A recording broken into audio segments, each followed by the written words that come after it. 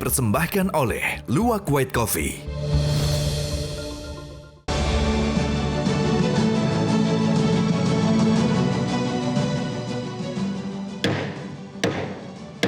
Selamat malam para pemirsa, ketemu lagi di Hot Room dengan saya, Hotman Paris. Heboh, akhir-akhir ini kembali marak penyiksaan, pelecehan, dan penyekapan terhadap PRT, pekerja rumah tangga di mana-mana. Inilah profesi yang selama ini kurang dianggap dan tidak dilindungi oleh negara. Di mana negara, di mana DPR yang seolah-olah berperilaku sebagai majikan. Timbul desakan agar segera RUU perlindungan PRT segera disahkan. Suatu draft RUU yang sudah 18 tahun di DPR mangkrak. 78 kali dirubah mangkrak. Inilah Hot Room menagih perlindungan PRT.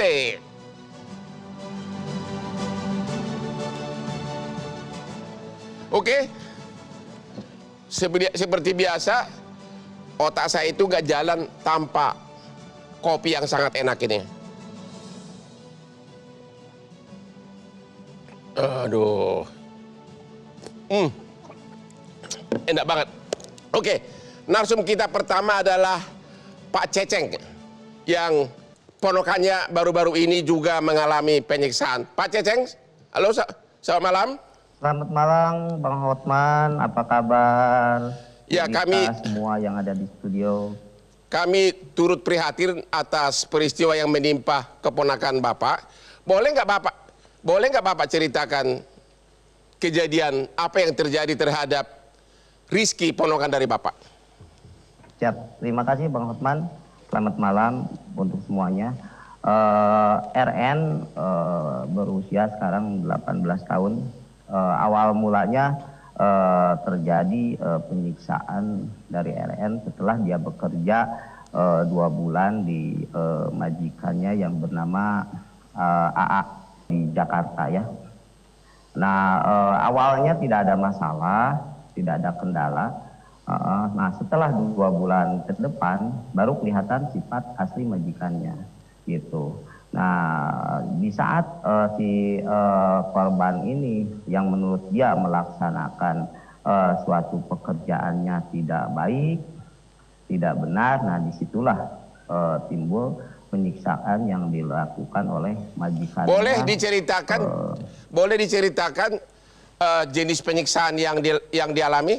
Salah satu contoh adalah di saat dia lagi menyetrikanya, mungkin ngantuk, ya ketiduran. Nah, di situ si majikannya ini menyemprotkan air cabai ke mukanya korban sampai kena ke matanya korban. Dan itu pun tidak satu kali, itu dilakukannya. Kadang juga pernah dilakukannya dengan hal yang sama juga, si korban disemprotkan oleh air lada. Terus di saat misalkan si korban lagi ngasuh anak majikannya, disuruh oleh suami majikannya untuk mengejar anaknya. Nah, si korban ini kurang cepat mengejarnya. Nah, si korban ini ditendang pahanya, lututnya sama tungkainya, sehingga mengakibatkan sampai sekarang si korban ini pada saat dia mau berjalan kesakitan gitu. Terus yang lebih mirisnya ini Bang Hotman, yang lebih parahnya yang menurut saya ini tidak manusiawi ya. Di saat si korban ini lagi nyuci piring, nah terus menurut dia hasil cucian piringnya ini kurang bersih, harus bau sabun katanya, terus harus dicuci ulang lagi. Nah, si korban ini dia disuruh telanjang, izin mohon maaf saya terlalu vulgar yang mengatakannya. Dan itu direkam telanjangnya si korban ini. Nah, dengan ancaman nanti di suatu saat si korban ini melaporkan ke keluarganya atau ke pihak yang berwajib. Nah, video ini dia akan sebarluaskan ke media sosial. Itu pun sama, bukan satu kali, bahkan pernah si korban ditelanjangi, disuruh tidur di balkon semalaman gitu tanpa sehelai benang pun bukan itu saja, kepalanya sering dipukul sampai ada memar di kepala kirinya. Ini kekerasan ini diketahui oleh keluarga, kok bisa keluarga tahu gimana terbongkarnya kekerasan ini? Nah setelah itu kan si korban sakit, dititipkan ke ibu majikannya, ke ibu majikannya di daerah Depok ya, dia bilang.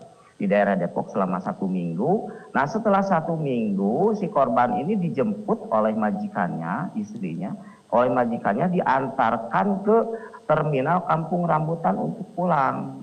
Boleh tahu berapa lama kerja dan gajinya berapa sebulan selama ini?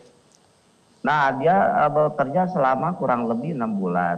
Nah, baru 6 bulan udah dia, disiksa? Ya, terus? Betul, selama dia kerja 6 bulan itu, dia hanya mendapatkan gaji 2.715.000. Maksudnya tiap bulan 2 juta sekian atau 2 juta? Bukan. Untuk 6 bulan? Selama 6 bulan, keseluruhan kerjanya hanya dibayar 2.715.000, Bang. Oke, Gitu. sekarang sudah lapor polisi atau bagaimana? Sudah, alhamdulillah. Majikannya sudah ditahan atau gimana? Sekarang sudah untuk kasus ini sudah ditangani oleh Polda Metro Jaya. Oke. Masalah kasus ini. Kita lagi akan bertanya lagi, Ibu Lita, apa tanggapan Anda terhadap kasus ini? Anda tahu nggak kasus ini dan seberapa banyak kasus yang terjadi di Indonesia? Ya kalau bicara kasusnya Pak Ceceng, kami tahu karena Pak Ceceng lapor dan kami terus bergerak cepat dan kami juga berkoordinasi. Ibu yang dampingin ya? Ya. Sudah tersangka belum? Sampai sekarang kan belum. Di apa? Di mana? Di Polda di bagian apa? Di unit PPA. Unit TPA. PPA. PPA, oke. Ya. Unit Perlindungan Anak dan Perempuan. Iya. Oke, ini sekaligus saya yakin orang Polda juga nonton. Terus yang Anda lihat sendiri benar apa yang penderitaan itu? Iya. Dan ditambah lagi bahwa si Rizky kakinya kan sering dipukul dengan raket sering tenis. dipukul dengan apa? Raket tenis. Raket tenis. Iya. Ya, dan terus kakinya kan pincang ya. Rizky ini perempuan umur berapa? 18 tahun perempuan. 18 tahun. Ya, artinya masih anak-anak ya. Masih anak-anak. Ya. Terus? Meskipun usianya baru menginjak 18 tahun ya. Dan kasus Rizky ini bukan pertama kali, tapi udah ratusan kali kasus serupa Rizky dan ada yang sampai 9 tahun 2016 disekap, disiksa, bahkan dikurung ya, disiram air panas dan bibirnya disobek, ada yang 5 tahun dikampak, dikerek, dan ada yang lagi tahun. Saya menangani berbagai kasus kekerasan. Yang Rizky ini apa yang Anda lakukan untuk mendampingi dia, melindungi dia? Kami berkoordinasi dengan KSP ya, dengan tim KSP. dengan timnya istana Mbak, nih. Timnya Mbak Dani, dan bagaimana kita mengangkat kasus Rizky ini supaya didampingi hingga dari pengobatan hingga pemulihan bersama Kemensos juga. Ya. Dan kemudian bagaimana proses hukum tetap kita kawal ya supaya ada efek jerah.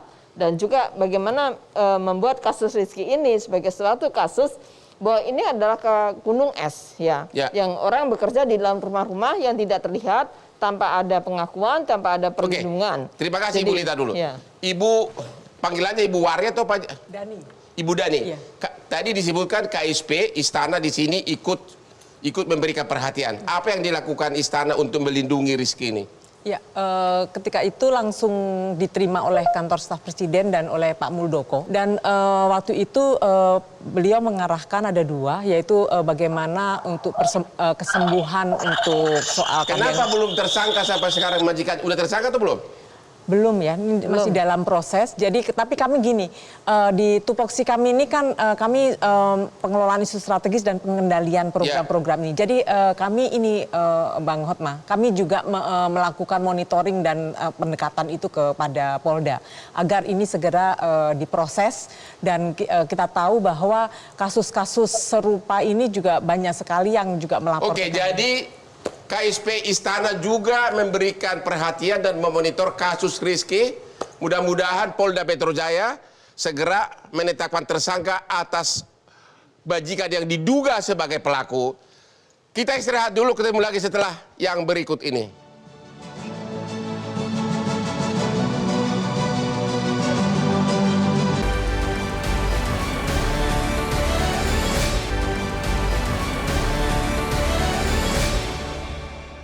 Dipersembahkan oleh Luwak White Coffee.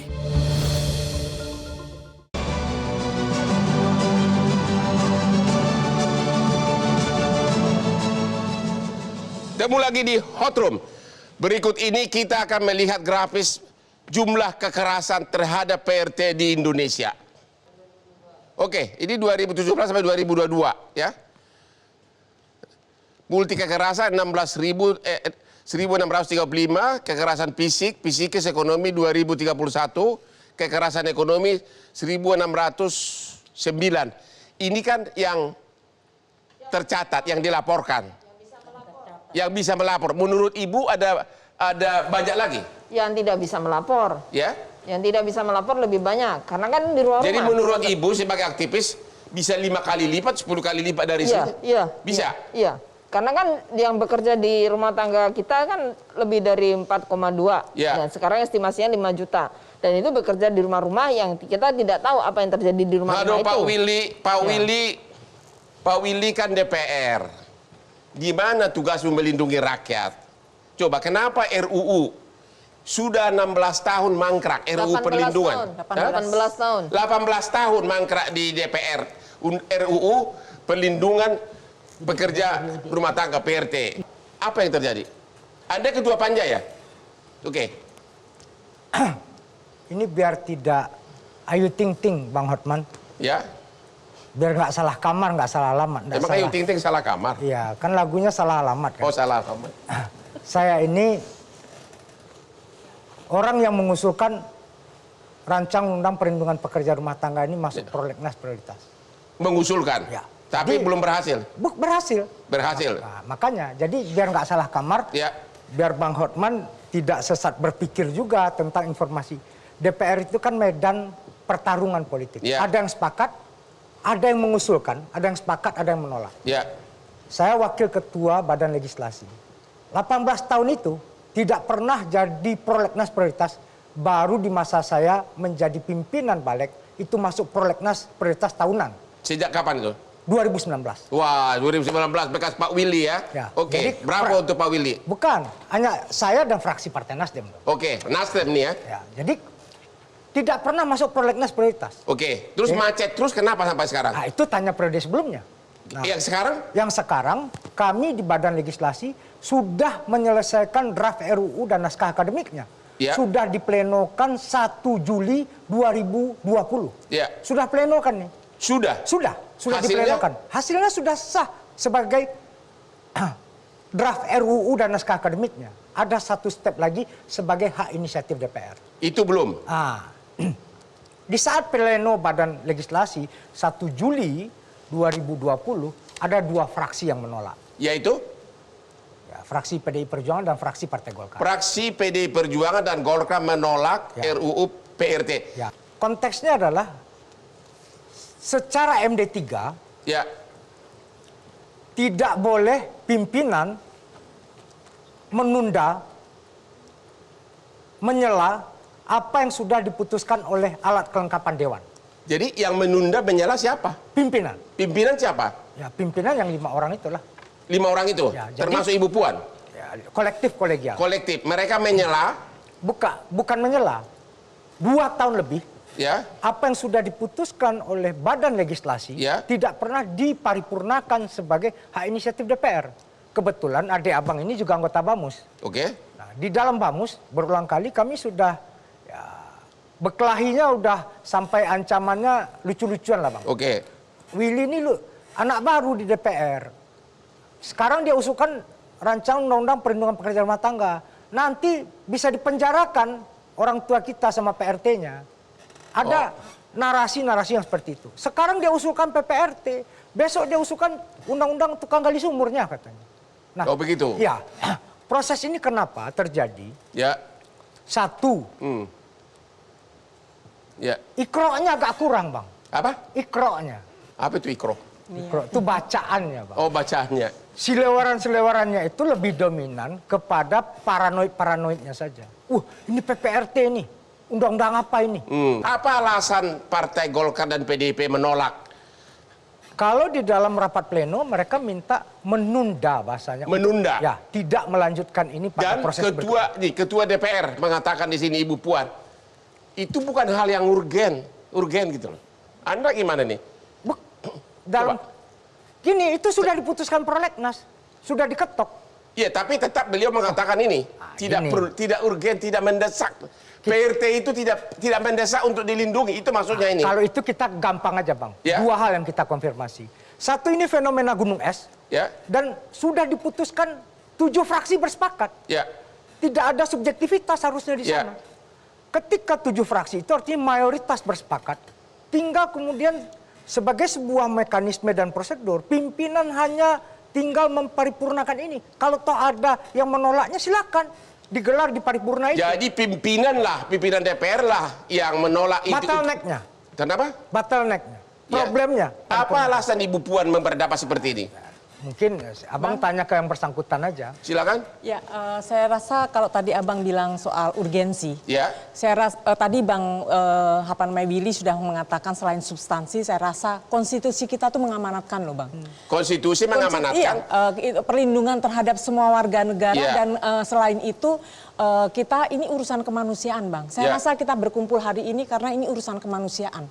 Dan Saya dengar bahwa KSP juga bikin draft RUU. ya, Bukan bikin kami draft. gugus tugas. Gugus tugas. Gugus tugas ini mengawani. Jadi kami koordinasi dengan kawan-kawan di Ya. DPR juga untuk melakukan koordinasi kira-kira supaya ini ada percepatan. Saya membayangkan tadi begitu Abang bilang getok pakai Ya. palu tadi, saya mengimajinasikan iya. Jadi begitu diketok Bang, ini kita tuh sudah membahas ini gitu loh. Ya. Jadi kan cepat. Oke, Ibu Hayani, Ibu selaku pejabat Depnaker. PRT itu kan pekerja juga.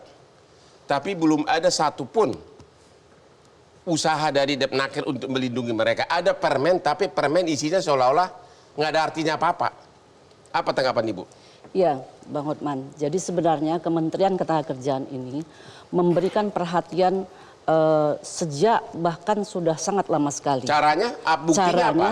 Buktinya adalah karena belum ada pengaturan Undang-undang? khusus, ya maksudnya adalah undang-undang yang secara komprehensif melindungi PRT ini, maka yang bisa dilakukan oleh Kemenaker sesuai dengan kewenangannya adalah menjembatani dengan melakukan aturan, yaitu bahwa ada pihak lain yang berinteraksi dengan PRT dan kemudian di situ disebut sebagai PPRT atau penyalur PRT. Ini tentu menjadi bagian penting bagi kami agar bisa memonitor kemudian juga mengatur.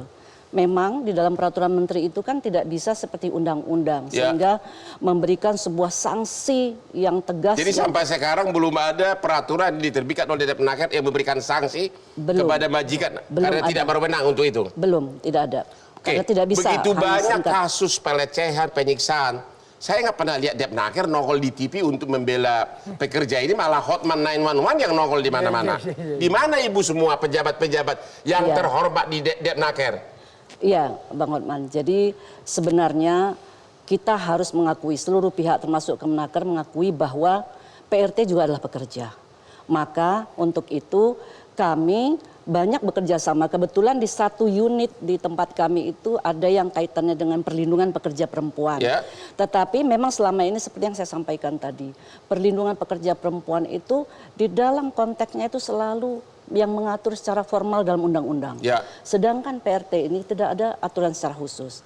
Nah, kalau ada pengaduan-pengaduan yang terkait dengan mungkin menyangkut hak-haknya, sebagaimana sebenarnya dalam peraturan Menteri Nomor 2 tahun 2015 itu sudah diatur bagaimana sebenarnya yang harus diberikan hak-hak kepada Tapi nggak ada PRT. sanksi apa-apa. Tidak ada. Nah, inilah saya kira bergembira bisa sekali sebenarnya. digunakan. Iya. Kenapa? Tidak bisa digunakan. Tidak Tidak bisa digunakan. Artinya Betul. peraturan Depnaker itu peraturan nggak pepesan kosong.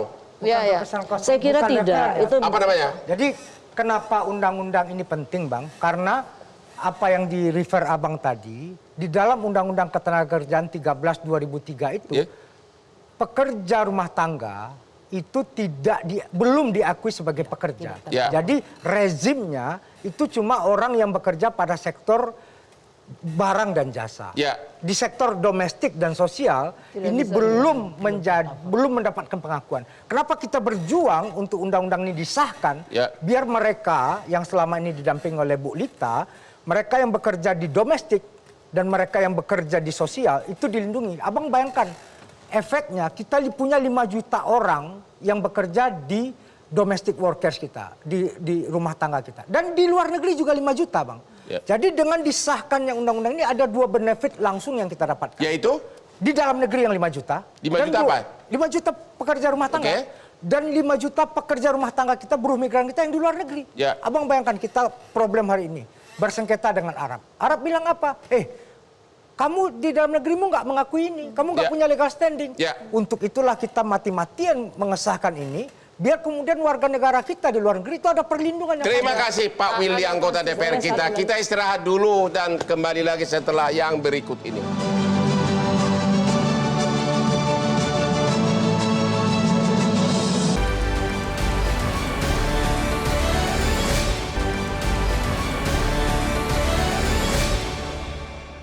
Dipersembahkan oleh Luwak White Coffee.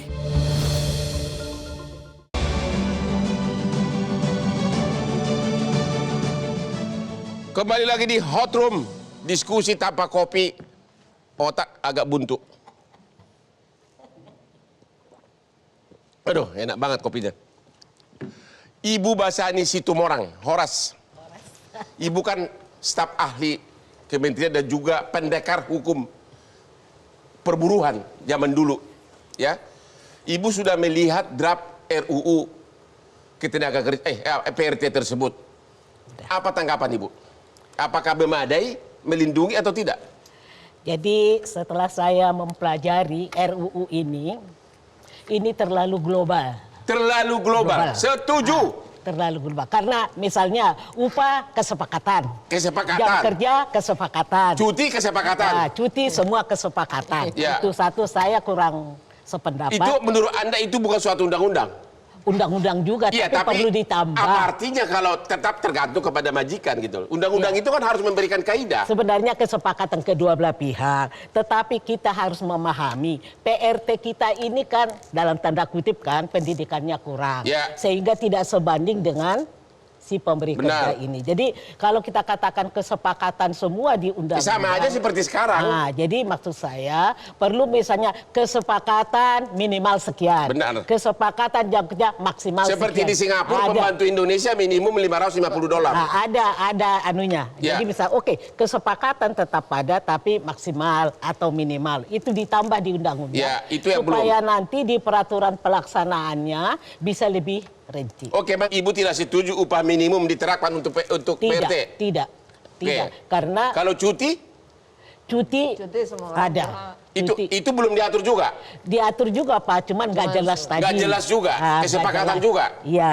Bu, dalam membuat undang-undang itu ada 3 lapisan yang paling penting sebagai standpointnya. Yang pertama filosofis, yang kedua sosiologis, yang ketiga yuridis.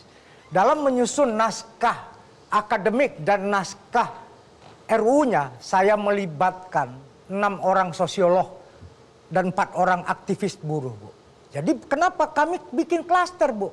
Ada 2 klaster. Ya, Klaster yang pertama yang berbasiskan sosiokultural. ya. Abang dari Tapanuli sana, keponakan abang nggak ada kerjanya, abang ajak sini sebagai supir. Ini kan bukan fenomena yang langka, ini fenomena yang rame di kita. Dari Minang, dari Jawa, itu orang bawa orang. Nah, dalam relasi itu basisnya adalah kesepakatan.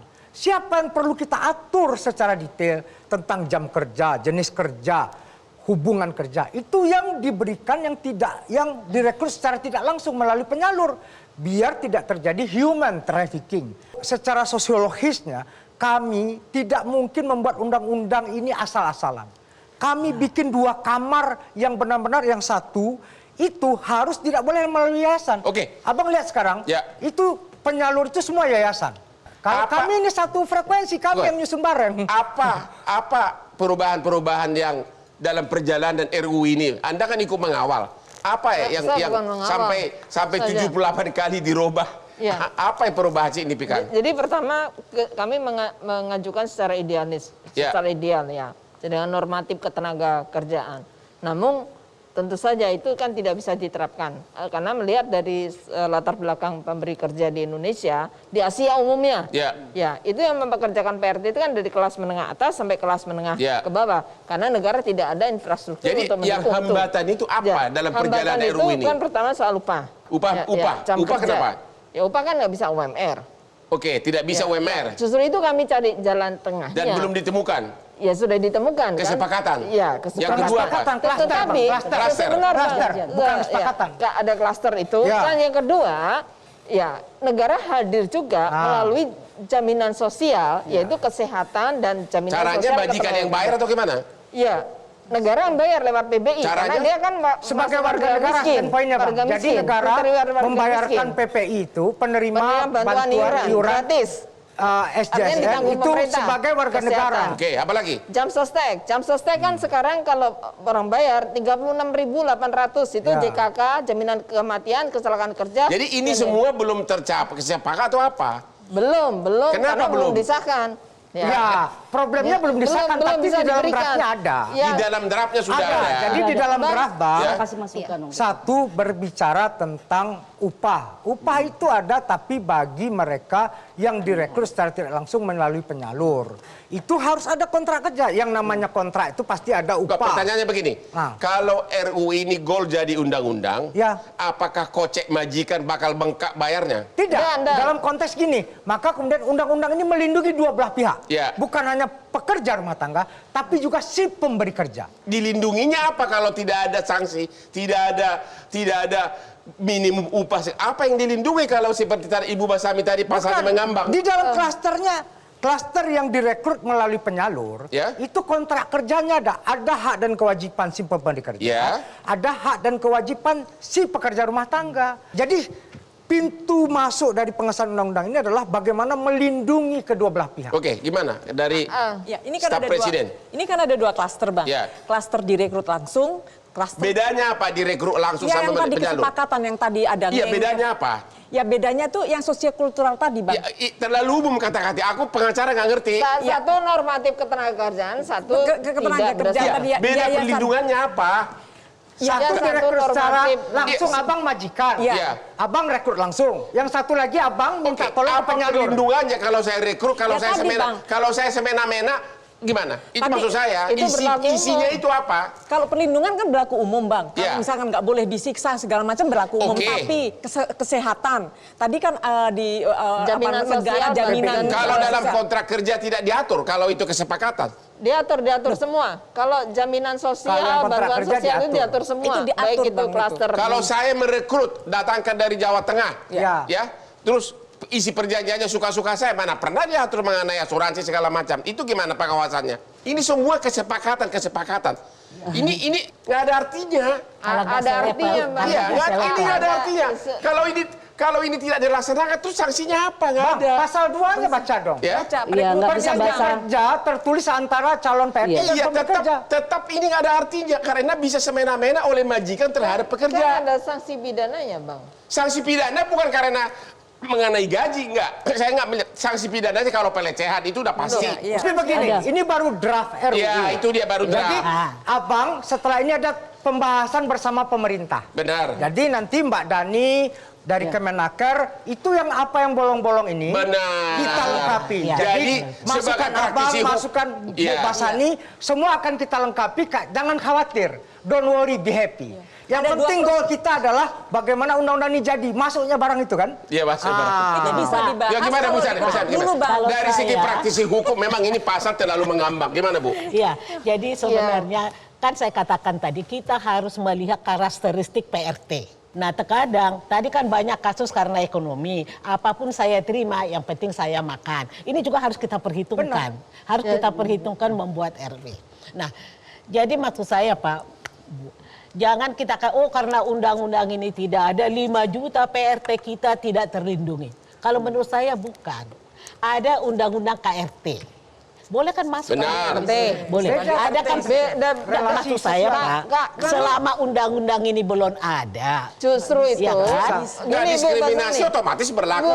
Ada pidana umum. Pelecehan tidak berlaku pidana yang lain. Ada pidana umum, ya kan? Jadi misalnya kalau tadi si kita masih anak-anak ada perlindungan anak. Bisa kita masukkan selama undang-undang ini belum ada. Karena saya yakin Pak Pengalam, ada pun undang-undang. Bu Gimana Bu Lita? Bu Lita, Bu Lita gimana? Coba. Bu Lita gimana? Kenapa? Karena kami ini sudah menangani ratusan ribuan kasus ya. Kasus tidak dibayar 2 bulan, bahkan 9 tahun ya. Ketika kami datang ke Disnaker, ini ada kasus-kasus seperti ini ya. Mereka menolak, oh ini tidak ada undang-undangnya. Tidak ada undang-undangnya. Tidak diakui bukan pekerja. Jadi kami tidak bisa. Jadi di sini termasuk apa itu? Kalau tidak dibayar upah di RUU disebutkan ya, apa itu? Ini kan masuk. Diskriminasi non fisik. Nah, kekerasan non fisik itu kan masuk. Terlalu umum, Bu. Ya nanti kan bisa diperbaiki. Ya. Bisa diperbaiki. Oke. Sebentar dulu. Ini. Ada hal lain. Misalnya di sini tidak ada sama sekali PRT-nya yang nakal, anak majikan disiksa, suami majikan digoda, gimana itu? Itu maka kemudian ada begitu, Bang. Hak dan kewajiban, ada sanksi juga untuk Maksudnya PRT. terhadap PRT nggak ada? Ya, ada. Ada Menggoda sanksi suami untuk- nggak ada? Nggak. Kalau itu Nakal anaknya disiksa, anaknya si majikan disiksa? ada. Kalau itu ada nomenklatur itu. Oh ada. Cuma yang kalau masalah goda-menggoda kita belajar pada abang aja lah. Abang yang jago soal itu kan. Nah, poinnya adalah apa yang ditandaskan oleh Bu Basani. Bu, begini. Benar, sebagus apapun undang-undang, ketika aparatus penegak hukum tidak bisa deliver, maka kemudian dia akan patah. Tapi itu suatu hal yang keliru karena kita berbicara negara demokrasi itu adalah restart negara hukum. Poinnya, Bang, ini yang paling fundamental dari undang-undangnya adalah status. Status? Pekerja rumah Jadi apa? Dianggap sebagai pekerja? Ya. Itu Kalau yang paling dianggap penting. sebagai pekerja, berarti undang-undang tenaga kerja berlaku. Gini, bisa kemudian merefer sebelum itu direvisi. Cuma kemudian ini menjadi celah pintu masuk, entry point, untuk kemudian orang yang bekerja di rumah tangga, orang yang bekerja secara sosial diakui sebagai pekerja. Oke, kita istirahat dulu. Habis ini kita lepaskan unek-unek. Habis ini sudah yang udah habis waktu nih, oke? Kita kembali lagi.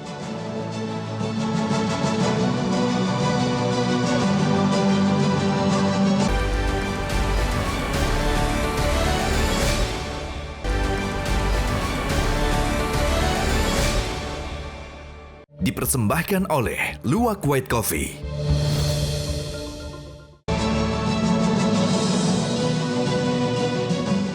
Terlihat jelas berbagai pihak sudah ingin menggolkan RUU ini, tapi sepertinya tidak mendapat signal dari pimpinan DPR.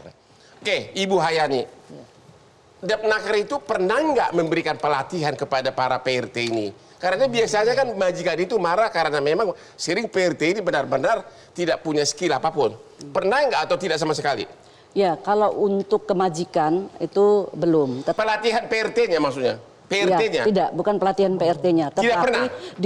Dibuka akses sekarang, balai latihan kerja yang dibuat ataupun didirikan oleh Kemnaker, bahkan sekarang sudah balai latihan kerja yang umum, bahkan ada komunitas. Dibuka maksudnya ini gimana? Diberikan kesempatan untuk siapa saja. Untuk siapa saja? Tapi untuk pelatihan khusus kepada PRT belum pernah. Secara khusus karena memang PRT bukan pekerja. Ya, jadi bukan di bawah wewenang Depnaker. Iya, jadi ibu ingin menggolkan agar di bawah Depnaker. Oh jelas. Oke Pak Cecep. Saran apa terakhir ini untuk kejadian yang dialami oleh ponakan saudara? Ya, harapannya mungkin pelaku ini mendapatkan pertanggungjawabannya di depan hukum yang setimpal, dan harapannya mudah-mudahan si pelaku ini cepat jadi tersangka dan bisa diproses. Anda sebagai keluarga dari korban sudah memohon nggak kepada Polda agar segera ditetapkan tersangka dan ditahan majikan pelakunya oleh unit PPA ya? Sudah Bang Hotman. Bahkan dari Polda ini sangat cepat untuk proses ini, sangat cepat dan transparan juga, karena kemarin juga dari Polda dia jemput bola ke sini, ke rumah korban untuk BAP orang-orang terkait gitu. Alhamdulillah berkat bantuan dari semua pihak, dan Ibu Lita juga ini, terima kasih banyak Bu Lita. Terima kasih. Ya, oke. Sekarang saya tanya Pak Willy. Jadi apa solusi terakhir agar kekerasan ini tidak terjadi, dan apa yang harus dilakukan agar RUU ini cepat gol? Perlu ganti pimpinan DPR? Ya nanti pas pemilu Bang. Semoga Nasdem menang dan tapi Anda mengatakan pimpinan DPR lah yang menghambat RUU PRT ini. Ya, jadi- Benar, iya. Ya, benar, exactly. Karena Pimpinan apa? DPR yang menghambat RUU PRT Untuk disahkan. diparipurnakan sebagai hak inisiatif DPR. Oke.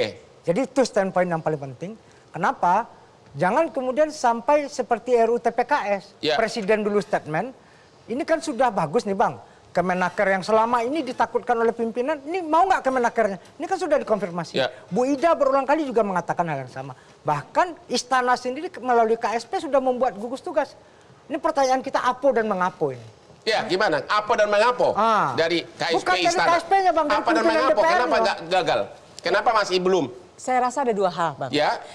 Pertama, silang sengkarut diskusi kita apakah nanti kocek uang ini bertentangan dengan gotong royong dan lain-lain, itu nanti akan bisa dibicarakan ketika draft Pembahasan itu udah bersama. surpres di pemerintah, Bang. Jadi hal-hal yang tadi masukan tuh bisa tapi dengan satu syarat, memang harus diketok sebagai inisiatif Harus DPR. diketok. Harus Anda diketok. Anda ingin mengetok siapa agar bekerja?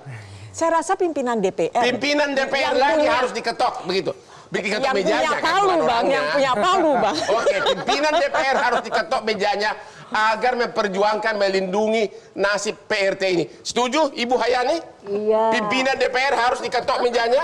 Ya, setuju begini Pak, karena konsentrasi dari Kemenaker adalah bagaimana agar PRT itu punya status yang jelas Oke. pekerja tanpa diatur di dalam Permenaker undang-undang nggak itu cukup ya, tidak Bu, ya? pernah ada. Oke. Permenaker Itu nggak saja. cukup. Terima Ya. kasih. Dan terima kasih. Ibu Basani, apa yang harus dilakukan agar RUU ini menggigit, jangan ompong begitu? Menurut Anda RUU ini masih ompong ya? Ya, maksud saya terlalu global. Terlalu global sebagai ahli hukum ini. Jadi apa Terlalu yang harus global. agar Jadi- kekerasan dalam rumah tangga terhadap PRT tidak terjadi, apa yang harus dilakukan? Jadi perlu kita buat rumusan-rumusan yang lebih Konkret. rinci. Lebih detail. Tapi jangan terlalu teknis karena toh nanti diatur oleh menteri Ya. kan. Ya. Jadi minimal sudah bisa efektif gitu loh Pak. Ya, jangan global begitu. Jadi gitu. Satu. Sebenarnya kalau kita lihat perlindungan, Ya. misalnya jaminan sosial Bu Lita. Sekarang kan ada tenaga mandiri. Sudah di-cover oleh BPJS Ketenagakerjaan, yaitu jaminan kesehatan, Bu, saya dari mau nanya. kesehatan, kecelakaan kerja dan kematian. Di RUU ini saya lihat Ya. itu kalau kesehatan ditanggung oleh pemerintah penerima iuran, Ya. Ya. sedangkan JKM ditanggung berdua. Ya. Makanya tambah kocek juga kalau tadi Bapak katakan tidak tambah uang dari pemberi kerja, kalau di undang-undang ada. Karena untuk iuran Tapi itu nggak JKK dan seberapa, JKM nggak seberapa. di sini di draft pas saya Ya, baca ditanggung berdua, ya kan? Setuju minimal nggak? dua. Setuju nggak Ibu bahwa di draft RUU ini gaji minimum PRT harus ada? Minimal sekian ada. Harus ada Ya. mendukung begitu? Tapi maksud saya harus kita lihat tadi kan, apalagi yang tinggal di rumah.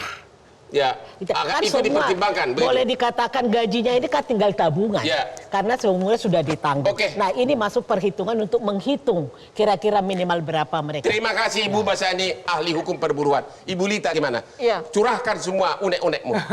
Iya. Saya gini, ya. Buka dulu maskernya dong. Nggak apa-apa lah. Cantiknya kelihatan. Supaya saya tidak dikira Bapak ya. Ya. Maaf. Jadi pertama kita bisa melihat ya dari yang idealis dan yang Setuju kita nggak upah minimum PRT harus ada dalam RUU? seharusnya demikian. Ada upah sektoral. Seperti di berbagai negara semua sudah memiliki Oke. undang-undang, mereka tidak ada upah minimum yang sama. Setuju dengan ya? Seperti di Singapura Ah, itu ada. Ya, saya contoh saja di Filipina. Di Filipina itu upah minimum PRT memang berbeda Ya. dengan Ya. kerja lainnya. Juga di Afrika Selatan di berbagai negara semuanya itu berbeda karena ada upah minimum Ya. sektoralnya PRT. Lah itu ditetapkan tidak di dalam undang-undang berapa nominalnya, tetapi ditetapkan oleh bersama secara Jadi setuju tripartit. akan ada RUU? Setuju? Ya, ya. Mengenai cuti dan sebagainya setuju? Ya itu hanya setiap orang butuh cuti. Enggak, pertanyaannya setuju nggak dalam RUU harus tegas, jangan global? Ya, itu tumbuh kembang. Saya bilang, untuk sekarang kan kita nggak bisa langsung ideal. Oke. Di beberapa negara lain juga itu ada revisi. Dari yang mulainya tidak ideal, kesepakatan, berkembang, kemudian menjadi ada perbaikan-perbaikan. Seperti di Filipina, itu dari tahun 2012. Kemudian diperbaiki tahun lalu. Ya, jadi, tapi semuanya ketika PRT ini tidak bisa mendapatkan upah minimum, kan upahnya PRT yang sekarang ini kan 20-30% Ya. dari UMR. Tapi negara hadir memberikan satu jaminan sosial kesehatan gratis, kemudian jam sostek dengan pekerja, oleh pemberi kerja, dan kita mintanya semua 36.800. Itu apa artinya sih Bang? Secangkir kopi. Yang kedua, bantuan sosial. PRT ini selama masa normal dan pandemi, dari catatan kami, terhadap 668 PRT yang kami survei di 7 kota, 82% tidak mendapatkan jaminan sosial, baik itu kesehatan, ya, kemudian Jadi intinya dalam berbagai sektor benar-benar parah, tidak ada perlindungan. Apalagi pas pandemi, dia tidak mendapatkan. Jadi apa yang harus dilakukan agar RU ini gol? Jadi diketok dulu sebagai Yang diketok inisiatif. siapa? Ya, pimpinan DPR mengetok di dalam rapat paripurna sebagai Anda menyalahkan inisiatif. pimpinan DPR yang Saya tidak menyalahkan, saya mendesak. Anda harus berani dong. Siapa yang salah sehingga ini terlambat? Pimpinan DPR jelas. Siapa? Karena menghambat. Siapa? Ya pimpinan DPR 5 orang itu, Kak. 5 orang itu menghambat. Jadi Merek Anda partainya sama. sebagai aktivis PRT mengatakan RU ini mangkrak begitu karena sikap dari pimpinan itu DPR. kan menunjukkan biasnya, bias kelasnya, bias gendernya, bias feodalismenya. Nah, ya semua yang saya sampaikan di situ. Dan itu artinya jadinya Jadi itu menjadi perjuangan kamu masih panjang. Perpanjangan perbudakan. Perjuangan kamu masih panjang. Ya, kalau tetap menahan artinya mendudukkan perpanjangan praktek perbudakan. Siapa yang memperpanjang praktek perbudakan? Ya jelas pimpinan DPR. Waduh, berani banget sih Ibu ini. Kita akhiri diskusi kita malam ini. Terima kasih kepada semua narasumber yang jago-jago, termasuk juga kepada Pak Ceceng. Dan kesimpulan saya diganti dengan himbauan, yaitu, halo para pimpinan DPR, lihatlah derita para korban PRT, ada yang disiksa, ada yang berbulan-bulan disekap, ada yang entah diapain itu, sangat tidak berperi kemanusiaan. Itulah, tolong Anda renungkan itu di waktu malam, agar hati Anda pimpinan DPR yang 5 orang terketuk hatinya untuk segera mensahkan RUU PRT ini. DPR tidak bisa bekerja tanpa PRT. Oke, DPR tidak bisa bekerja tanpa PRT, kata Ibu Lita. Ya benar juga kan? sih. Oke. Abang tidak bisa bekerja Demikian tanpa PRT. akhir dari diskusi kita malam ini. Jangan lupa menonton Hot Room di Metro TV tiap hari Rabu jam 10 malam. Hanya yang hot-hot.